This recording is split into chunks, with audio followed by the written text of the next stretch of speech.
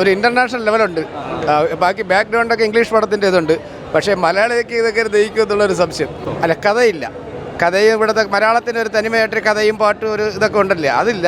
അതില് മോഹൻലാലിന്റെ physics, I mean മോഹൻലാലിന്റെ ഫിസിക് വളരെ ലാലേട്ടൻ പണ്ടത്തെ പോലെയൊക്കെ തന്നെ, പക്ഷെ ഇച്ചിരി തടി വെച്ചെന്തോ.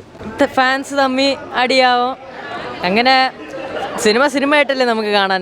ഞാൻ ഇന്ന് രാത്രി ബസ് നോക്കിയും പോകുന്നുണ്ട്. എനിക്ക് രണ്ടുപേരും ഞാൻ അങ്ങനെ ആൾക്കാരെ വെച്ച് കാണുന്നില്ല. ഞാൻ ബോറടിക്കത്തി. വീട്ടിൽ വേറെ പണിയില്ല, അതുകൊണ്ടാ. അവൻ പറഞ്ഞതിൽ എനിക്കങ്ങനെ തോന്നിയിട്ടില്ല. കാരണം ലൂസിഫർ ആണ് ഇതിനേക്കാളും ബെറ്റർ. അത് ഞാനല്ല, ഐവിനാണ് പറഞ്ഞത്, എൻ്റെ ഇവിടെ ബാക്കിൽ നിൽക്കുന്നവൻ.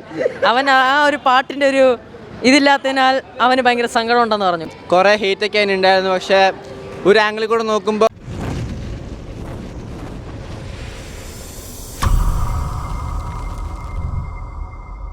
എമ്പുരാൻ വളരെ നല്ലൊരു പടമാണ് എൻ്റെ ഒപ്പീനിയനിൽ.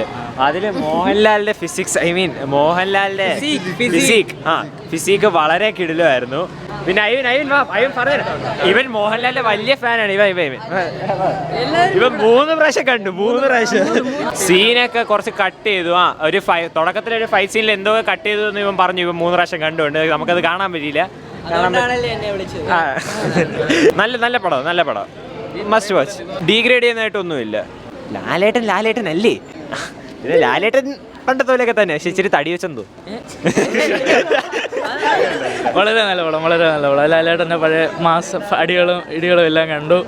പിന്നെ ഖുറേഷി അബ്രം 3ാമത്തെ സിനിമയ്ക്ക് വേണ്ടി വെയിറ്റ് ചെയ്യുന്നു. വളരെ നല്ല പടം. Very awesome, amazing. അങ്ങനെയായിട്ട് തോന്നിയിട്ടില്ല. പിന്നെ അതിൻ്റേതായ ഓരോരോ ഇതങ്ങൾ കാണും, സിനിമയല്ലേ.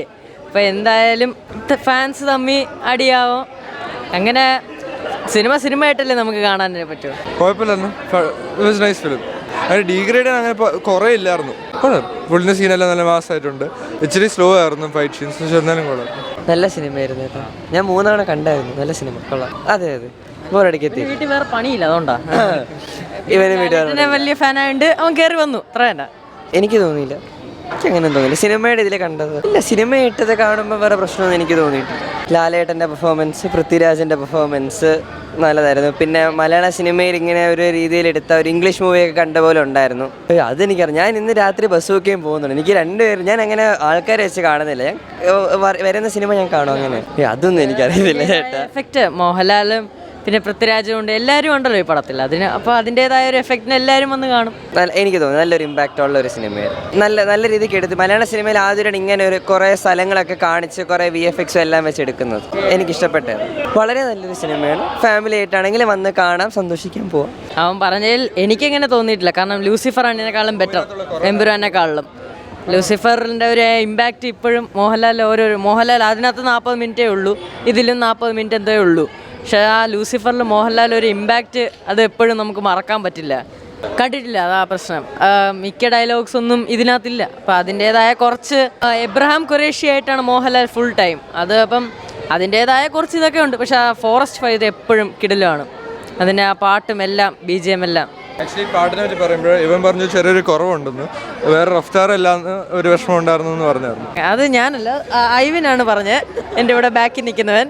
അവൻ ആ ഒരു പാട്ടിൻ്റെ ഒരു ഇതില്ലാത്തതിനാൽ അവന് ഭയങ്കര സങ്കടം ഉണ്ടെന്ന് പറഞ്ഞു. പിന്നെ ധാരാളം. ആക്ച്വലി എമ്പർ നല്ലൊരു മൂവിയായിരുന്നു. കുറേ ഹേറ്റൊക്കെ അതിനുണ്ടായിരുന്നു. പക്ഷേ ഒരു ആംഗിളിൽ കൂടെ നോക്കുമ്പോൾ മൂവി നല്ലതാണ്. അത്രേ ഉള്ളൂ. എനിക്ക് ഒരു ഇന്റർനാഷണൽ ലെവലുണ്ട്. ബാക്കി ബാക്ക്ഗ്രൗണ്ടൊക്കെ ഇംഗ്ലീഷ് പടത്തിൻ്റെ ഇതുണ്ട്. പക്ഷേ മലയാളിക്ക് ഇതൊക്കെ ദഹിക്കും എന്നുള്ളൊരു സംശയം. പടം അവർ എടുത്തേക്കണ മേക്കിംഗ്, അല്ല കഥയില്ല. കഥയും ഇവിടുത്തെ മലയാളത്തിന് ഒരു തനിമയായിട്ട് കഥയും പാട്ടും ഒരു ഇതൊക്കെ ഉണ്ടല്ലേ, അതില്ല. പക്ഷേ ഒരു ഇംഗ്ലീഷ് മോഡൽ.